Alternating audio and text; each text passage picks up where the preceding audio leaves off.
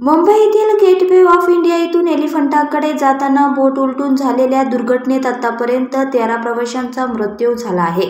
यातील अनेक प्रवासी हे पर्यटनासाठी मुंबईत आले होते। अनेक प्रवासी हे राज्याबाहेरील होते, तर काही 2 परदेशी नागरिकांचाही मृत्यू झाला आहे। या दुर्दैवी घटनेत संपूर्ण कुटुंब उद्ध्वस्त झाले आहे। एकाच कुटुंबातील 3घांचा मृत्यू झाला आहे। यात एका चिमुकल्याचाही समावेश आहे। नाशिकमधील एका दाम्पत्याचा आणि चिमुकल्याने या दुर्घटनेत प्राण गमावले आहे। मुंबईच्या बोट दुर्घटनेत नाशिक जिल्ह्यातील पिंपळगावमधील आहेर कुटुंबातील दाम्पत्यासह चिमुकल्याचा दुर्दैवी मृत्यू झाला आहे।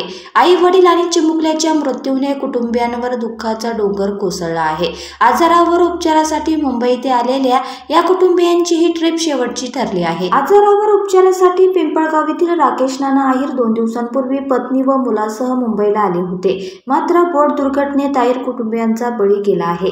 राकेश आहेर यांचा बुडून मृत्यू झाला, तर हर्षदा व निदेश आहेर यांचा उपचारादरम्यान मृत्यू झाला आहे। रुग्णालयात उपचार घेऊन ते बुधवारी सायंकाळी मुंबईच्या गेट ऑफ इंडिया जवळ प्रवासी बोटने समुद्र सफारीचा आनंद घेण्यासाठी गेले होते। मात्र नौदलाच्या स्पीड बोटने प्रवासी बोटीला दिलेल्या धडकेमुळे झालेल्या अपघातात आहेर कुटुंबातील 3घांचे श्वास थांबले। अंगाचा थरकाप उडवणाऱ्या या घटनेने पिंपळगाव बसवांच्या आहेर कुटुंबियांवर दुःखाचा डोंगर कोसळला आहे।